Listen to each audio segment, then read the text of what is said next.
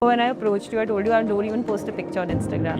You saw my profile, I had nothing. On camera, I could not talk at all. And now it just builds confidence once one reel gets that appreciation. Yeah, I think we've accumulated like 100k views in the last 6 videos. So I think at 100,000 views. Yeah, that one video. And the subsequent videos, like all 36,000 views, Yeah. 50, 60. The one we posted 2 days back is already at 50,000. The accounts got fire and we went from 800 to 6,200. What I realized was, with your cases also, that the thing that we really are the best at is like positioning. So understanding what is it that makes you a one of one. Yeah. I wanted to be the big company myself. Yeah. All the systems you put up for me to put the language in, to build the design and how we should script it. Finding my editor, it was so quick. And then even when I went to Kochi, Modish found a videographer straight away. With Zip, and 1 minute he got me a videographer there. Yeah. So it's all very quick. Everything what you people did, like there's no way I could have done all of that. For us, the biggest validation that what we did with the work was someone else coming and copying it. Imitation is the greatest flattery. Whoever has to build a personal brand should come to you guys, because you guys know what works, you guys hack the algorithm, you guys know your stuff. Hi Trisha, good evening. How's it going? All good. It's good to finally see you here in Delhi. Yeah, finally. Yeah. I haven't seen you in the last 4 months that we worked together. Yeah, no, it was time that it happened. Last time we was just very, very caught up with stuff. But no, it's perfect timing because I feel like we've really started to gain some crazy traction with your page, finally. and it's worked out really well in such a niche industry like yours. So before we dive into what the process of working together was, I would love for you to like tell them what is it that you exactly do, and just some context. So I'm an art consultant. I source modern Indian art for very selective clients. Modern Indian art itself is a very tricky kind of a place to be, because the provenances again, you have to trace the painting back to where it came from. So to protect from forgery and to protect from the fakes and all that, so people like I come into the picture, because I've been in this industry now for 10 years. So I can sort of trace a painting back. I've seen most of them which are in private hands by now, because I worked with an auction house with one of the biggest galleries. So I help very selective clients buy modern Indian art. They tell me what they want, what their budgets are. Sometimes people send me figures of their walls and the sizes, and then I source based on that. And mainly I deal with very selective Delhi-based, like through word of mouth. I've never actually gone out and marketed myself before this. So it was purely word of mouth. Do you want to dive a little bit into what sort of clientele do you work with? Like, is it, what industries are these people in? So what's their profile like? Yeah, it's mainly a lot of litigators, senior litigators, lawyers. Lawyers love art for some reason. Lawyers, a lot of like industrialists, hoteliers, everyone who sort of has those show houses which they like those artworks in, and we're talking about very, very expensive assets. Like the per square foot value is much more than any kind of property that you could ever buy. So it's for people who can afford it, firstly. It's a very niche category. It's not for everyone. I do want to start contemporary, but as of now, I'm only in a very niche modern art category. So it's only very high net worth individuals buying from me. That makes a lot of sense. And when you say modern Indian art, like what sort of artists? Like, I'm sure the audience would probably know a few names. Yeah, so modern Indian art is basically the ones who are not really around anymore. Except very few who are still there. So it would be your M.F. Husain's, Raza, Souza. Krishan Khanna is still there. So he's one of the modern masters who's actually still around. And Ram Kumar, Jahangir Sabawala.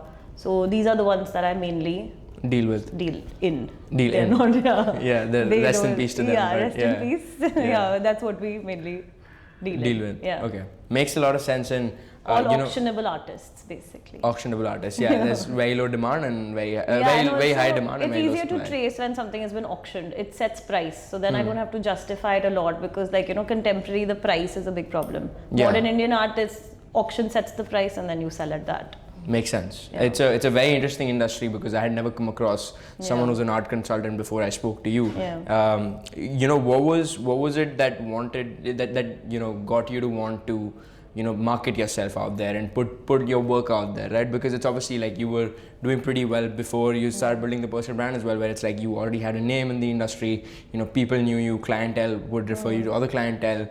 What was it that made you want to, you know, build a personal brand I think around I it? used to work with really big umbrella companies, like the auction house I worked with, the gallery I worked with. So it was always like I was known as someone who worked with them. Yeah. I wanted it to be just me. Yeah. I wanted to be the big company myself. Yeah. So it was important that I do that, and I also felt like I was very restricted to just Delhi.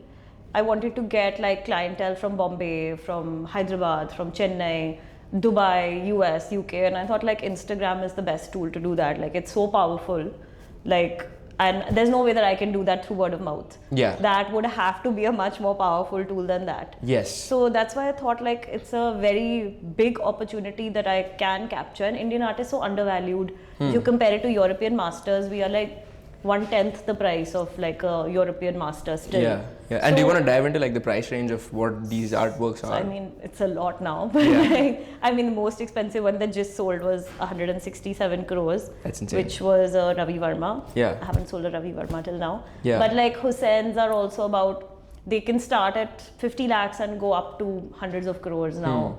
Razas also. Razas will probably start at about 1 crore or something. So yeah, they're all very expensive. They start at about 1 crore and they can go up to 50, 60, 100 crores. But compared to European masters, that's still very low.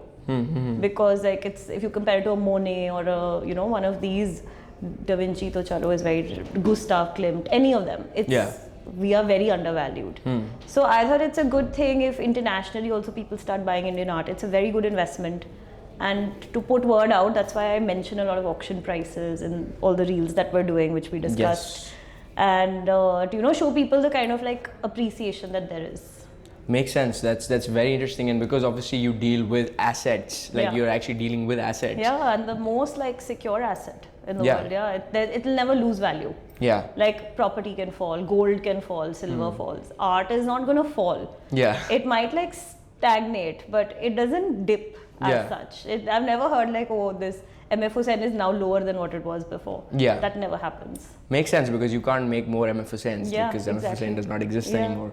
And what was, you know, obviously that translated into you wanting to build a personal brand because you realized that it was sort of an asset. Yeah. So what was going through your mind when you were sort of, you know, I think you were speaking to a few people together? For the branding? For the personal branding specifically. Yeah, like I spoke to another one who I told you about, like it was, but they do more towards fashion. They're geared towards like the designers. Yeah. And you came through my best friend's referral to me. Yeah.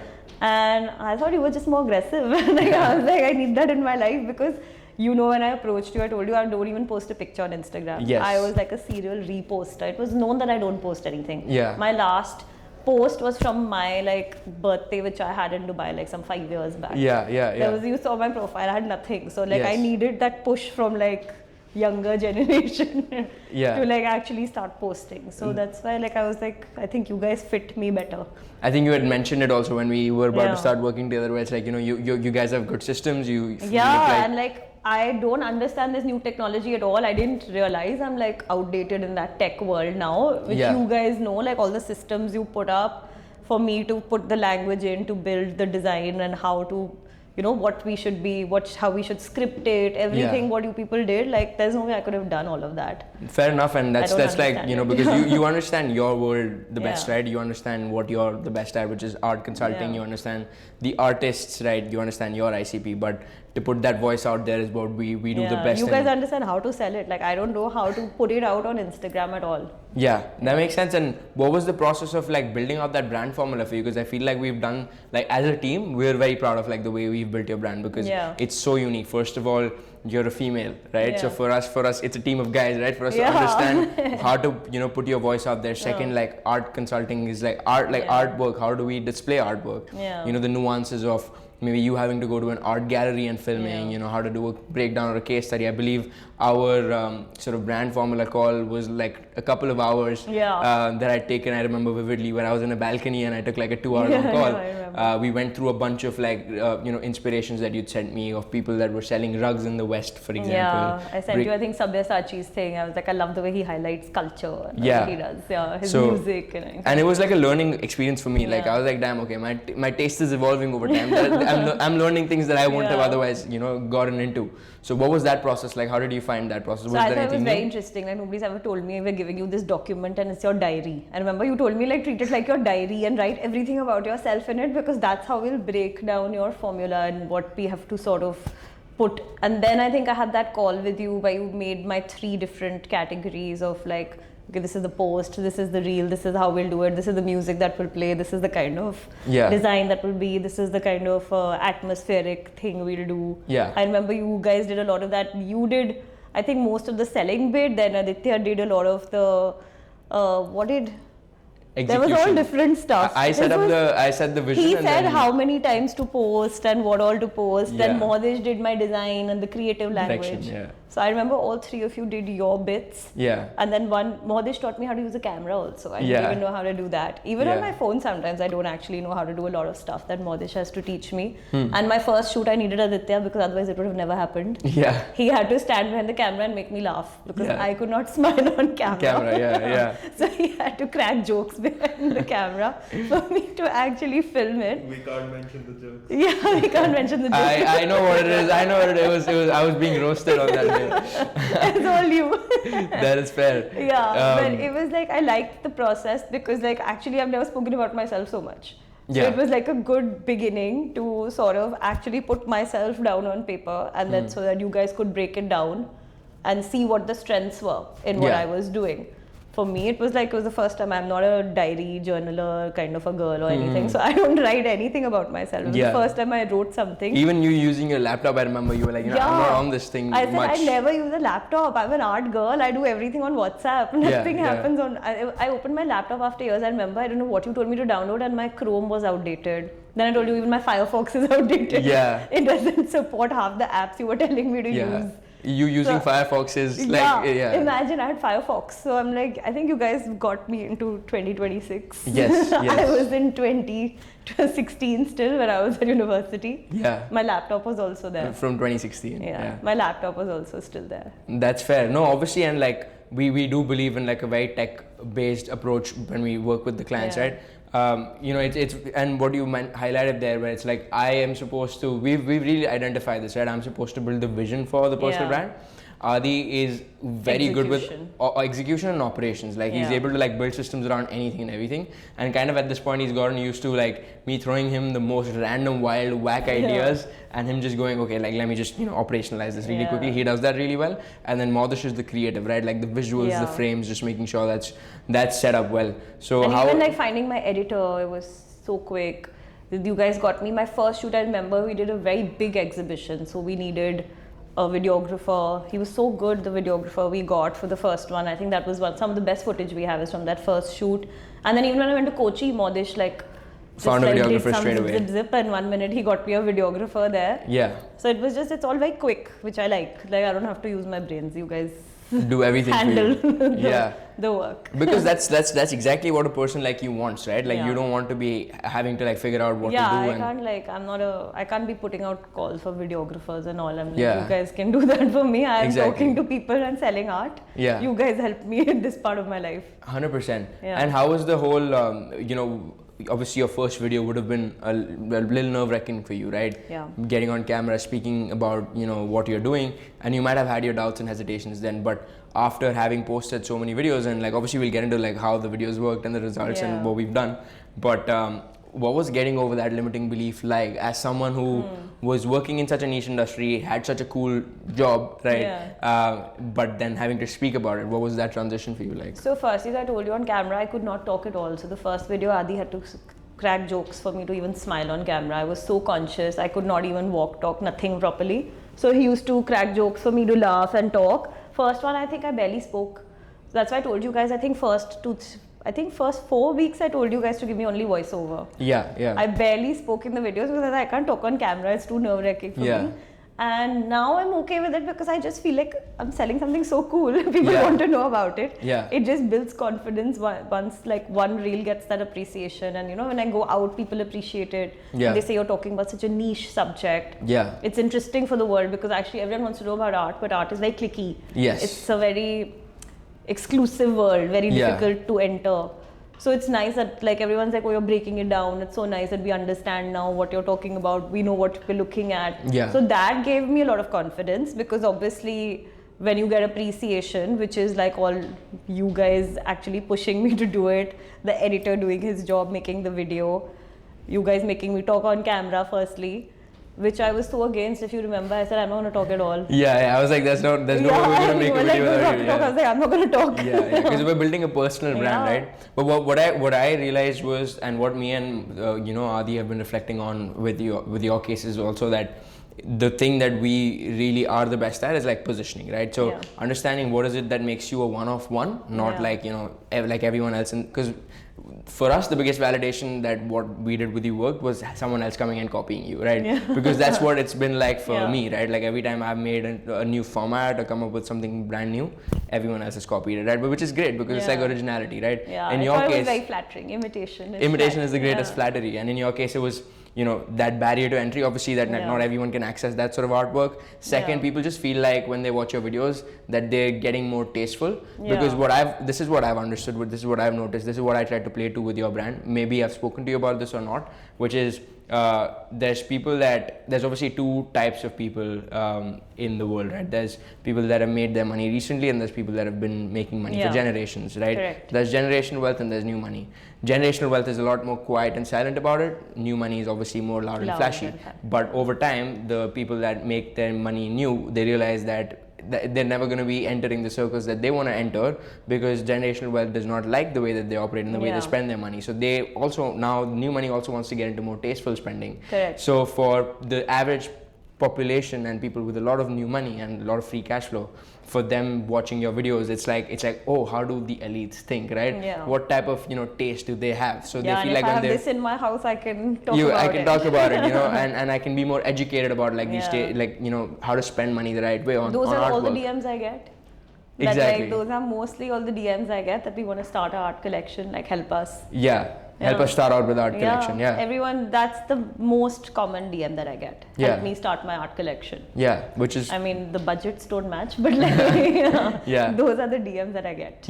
But let's get into like the results of the videos, right? Because I feel like it was so, we had our own apprehensions in the beginning, like, are these videos going to perform? Because you were very clear to us from day one, right? Even if it reaches 10 people and these 10 people are actual buyers or people that this video should reach to, I'm happy. I don't want it to reach to thousands of people. Correct. But I feel like I said I don't want like just randoms, just random following who don't really care about art and are just like, I'm not like I mean, I'm not going to put down anyone else. I'm not an influencer. Not an influencer. I'm talking about a very niche kind of subject, and I want people who are interested in that only to be there, who could interact with me later, related to art. Could be an artist, could be a gallery owner, could be a collector. All that is welcome, but I don't want someone coming for information or knowledge is also okay. But not like someone coming to see clothes or shoes. And that's not what I'm selling. That makes sense. That's why like I dress muted also. I don't like, there's nothing very flashy about what I Because the art is the flashy element. I want it to be about the painting. That's why I don't even roam around too much in front of the work in all the videos. So I'm like, just focus on the work after I've given an intro. And the story of the artist. So I feel like what were we talking about? I've lost track. This is, you wanted to accumulate a niche following of people. So I just wanted that. I didn't want the numbers, I wanted the quality. But how was it having the quality of audience with having the numbers? Because the last few videos, just a bonus. That's like, I think Sohan Kadri, that one reel, I don't know if it's the colors of the video, because those two huge paperworks actually are behind me, and it's like a red and a blue. I don't know what worked. That blew up and how. I think we've accumulated like 400k views in the last 6 videos in total. Somewhere around 300, 400k videos. I mean that like went up. That's I think at 100,000 views. That one video. And the subsequent videos like all 36,000 views, 50, 60. The one we posted 2 days back is already at 50,000. Exactly. So I'm just like, the account's caught fire, and we went from like 1,000 followers. No, I was at 800 when I opened my 800 account. to 6,500 right now. 6,200. 6,200. And obviously the goal is to get to 10k.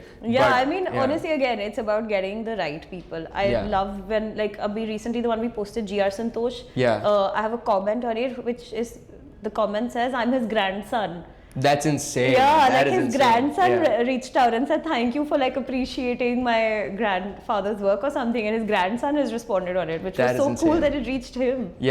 Yeah. do you want to talk about the other people that these videos have reached to, right? Like, I mean, I was very excited when some of the Bollywood people had reached. I mean, they're not really buyers, I guess, but it was just cool that it's reached so much. Like when Arjun Rampal liked it, I was the most excited. Yeah, that was very exciting. The daddy of Bollywood. Yeah. Yeah, like he's the most good-looking man in the world. Yeah. So it was very exciting when it reached him. Yeah. And otherwise it's reaching a lot of gallery owners, it's reaching a lot of private equity people, it's reached a lot of artists. Yeah. A lot of contemporary artists send me their portfolios now. That you should cover us. Yeah, no, that like, how do we put our work out? Like, help us, like, put our work out, something. It's so nice to see, like, how much artwork there is, how many people are creating art. I mean, I don't really have a base for that yet, but maybe someday that could be the next step. For sure, and it evolves over time as the brand grows, right? Yeah, that could be the next step, to actually pick up the younger artists and promote them. Yeah, for sure, and that is the goal. Like, I see you be the thought leader in the art space in this country, and not a lot of people are doing it, right? Like, there's hardly anyone that's doing it specifically in the modern art space. Yeah, modern art, I mean, nobody's really talking about it on Instagram, because again, I think it's so expensive and people are just like sticking to their little niche of people. 1% of India can buy that artwork. Yeah. So they just stick to that and nobody really talks about it. Yeah. And there are somehow no courses on it, nothing. Yeah. There's nowhere that you can learn about modern Indian art. Yes. It's not covered in our books. Nothing. Nothing. Like, I'm sure you guys have never studied art, right? There's not been. No. It's not a subject. You're a design student, right? And still you've probably studied maybe one or two names. Yeah. It's just not covered, so nobody knows it. And especially these names which I'm talking about, Sohan Kadri, G.R. Santosh, these are like the ones which collectors are buying but nobody else knows about. Hussain and all, chalo, you must have heard. M.F. Hussain is the only name I knew out of. Because he was like all over the place. But others, barely. Yeah. Nobody talks about it. And so you can be and that's why I see like it's such a wide space right over here for you to like really dominate this industry, because people will know Trisha Mohan as like the art consultant that covers modern art, right? And I mean, there are a lot of consultants, but I could be the one who's actually talking about it. It's the loudest openly. and the one that's out there the most that matters. And that's what I say to like a lot of founders, right? Which is, you might be the best at what you do, but as long as other people don't believe you're the best at what you do, they'll never consider you to be the best at what you do, right? And that's what we're trying to do with you, right? Like, market you out there so well and build such an infectious brand that it gets us inbounds like Bollywood actors and actresses following us. I actually just want to reach international art fairs. That would be Have you had any art fairs sort of reaching out so far? Not yet. But that would be the target. I want to reach like international art fairs. It would be nice to like be a part of like the India team which goes for an international art fair. Yeah. That they say like, come and talk about Indian art here, or like cover us and talk to the Indian audience about the artwork here. Yeah. Like, that is the target. That's the next step then. That's what we're working that is the towards. next step. I really want to reach like Art Basel. Yeah. All these, like, chalo, Art Basel is too far off. It's too much. Nothing's too much. I mean, it's too niche, but like Freeze Art Fair would be like, it's more cool and young and nice. And like Art Dubai, there are so many art fairs. There's like one in Seoul, one in LA, one in New York. Art fairs are all over. So it would be very cool if like they start like take interest in the brand. Makes sense. No, for sure. And I'm sure we'll be able to get there, like with the right type of content going out. Tying into that, right? Obviously, international art fairs is part of the vision. Where do you see this brand sort of go into? Where do you see this brand grow? And as we've spoken about this multiple times, like, it's an asset that you're going to be building over the next few years, right? As long as you're in this industry, like, you would not want to let this asset go, and you've realized the power of it. So where do you see the vision go?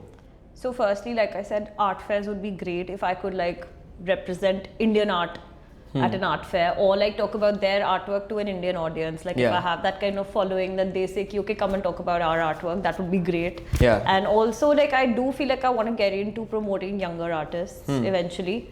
Like, if I have again the following, the buyer base, and like I said, my most DMs are like, we want to start our collection. And obviously not everyone can afford modern Indian art. So the newer artists, I would love to like promote them and give them a maybe, I don't think I can do a brick and mortar gallery, but like maybe just a online gallery. And pick up artists who I feel have promise and like actually take them on my page and promote them. So I feel like that could be the next step, and that can be so easily done with Instagram. Exactly. It doesn't need anything except like my personal brand to be really big. And the distribution's already there. The people are already there. They just want to listen to what you have to say. It just has to be there. It has to just keep growing.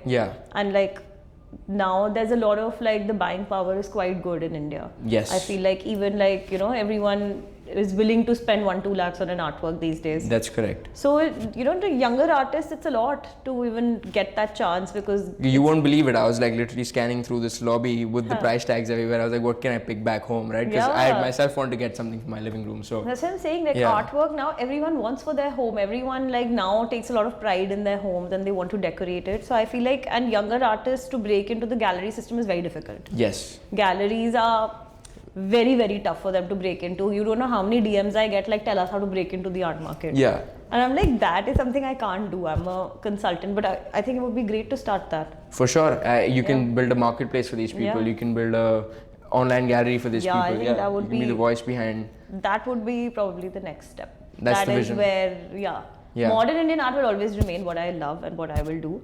The private client consulting, I will always do that. But I feel like building a space for younger artists is something which could be next. For sure. With your help.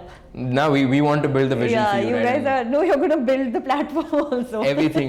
We have a guy for everything and anything you need. You guys are going to get a guy for everything. And that's what a lot of like, that I keep saying this to the people that I work with, right? Like it's first of all, it's a crazy feeling knowing that I get paid to work with people like yourself, right? Because there's so much to learn. Second, my goal is always to be the go-to guy, right? Like any problem you need solved in the middle of the night, like I'm here to like solve it. You need a guy for websites, you need a guy for ads, you need a guy for AI, you need a guy for filming, videography, you need a guy for editing. You guys are like a tech concierge now. Yes. Yeah, so like I told her, that's why I was leaving my house. I was telling my dad I'm going to meet my Bombay team. So he's like, and I was like, I'm going to tell them they have to work harder. Now I need to build a platform. I'm going to give them work and come. We are ready to take on as much work as you give us. Like they are going to build my platform now. Yeah, for sure. Yeah. What would you say to someone who's sort of like watching this and they're sort of at the fence of working with me? How's your experience been and what would you tell them about like building a personal brand? I think it's so good to like work with younger generation who's aggressive and good at what they do. Because I feel like what you guys know with tech and with the systems that you guys put into place, like we guys at my age at least, like maybe just me, but I was very outdated. I had no idea about any of it. So you guys made my life so much easier. You guys facilitated everything beautifully. You guys are very approachable. Even though you're not in my city. Like only Aditya's in my city who I bug a lot. Yeah. But other than that, like anytime I reach out to anyone, you guys get back to me in 1 minute. And a lot of your platforms, I don't even understand your Discord and all. So I was like, you all make a WhatsApp group with me. Yeah. So for me, you all are on WhatsApp now. Yeah, we made that exception for a couple of people. Yeah, so I just feel like it's really good because I feel very like I was so insecure and so unsure about like starting this thing. So you guys made it very easy for me. Yeah. And I feel like I feel a lot of support from you guys. I told you I'm going to Europe and I was just like, my friends were like, are you covering it or something? Are you getting? I was like, I'll tell them in 1 week before I go. They'll find me a videographer there. We'll find you a videographer. We'll set up yeah, like they'll cover Venice Biennale. They'll find someone. Hell yes. So I'm just so like confident. I don't even bother. I'm just like, they'll do it. Your dates are first week of August, right? First week of July. Okay, perfect. We need to start working on that now. Yeah, I've just assumed you guys will find me someone. Yeah, we will get it done. Don't worry. Whatever you need. So I think like whoever has to build a personal brand should come to you guys because it's important to get young blood. And you guys do that. You guys know what works. You guys hack the algorithm. You guys know your stuff. Yeah. So I think it's... And I feel you're very aggressive, which I like. Yeah. You keep pushing, you keep telling people to do it. Yeah. I'm also very good. Like I don't slack at all. I give you guys all the content. 100%. But yeah, you guys are really like you... We keep the accountability high. You keep the accountability high. And yeah, results only come when both sides work. That is true. That is something that's like a point I want to highlight the most, which is people think that they come and they pay me and the results will happen. It doesn't work like that. Works, you have to have both sides working. I mean, you guys can only go so far, right? You don't know art. I have to do the work on my own as well. So if I just say, Moksh will do it and I don't do anything, that's useless. And then I'll blame you for it. That doesn't work. I have to work too. That is true. So I feel like if both sides are accountable and there's that respect that he's giving me time, so I have to give that time too. Then I think we're a really good team. For sure. It's the dream team for sure. And we can't wait to build everything from here. No, but it's been a pleasure working with you, Trisha. I'm glad we could sort of document this. We're sitting at some 6,200 followers, extremely niche, extremely high quality audience, Bollywood, private equity, whatever you can want to name it.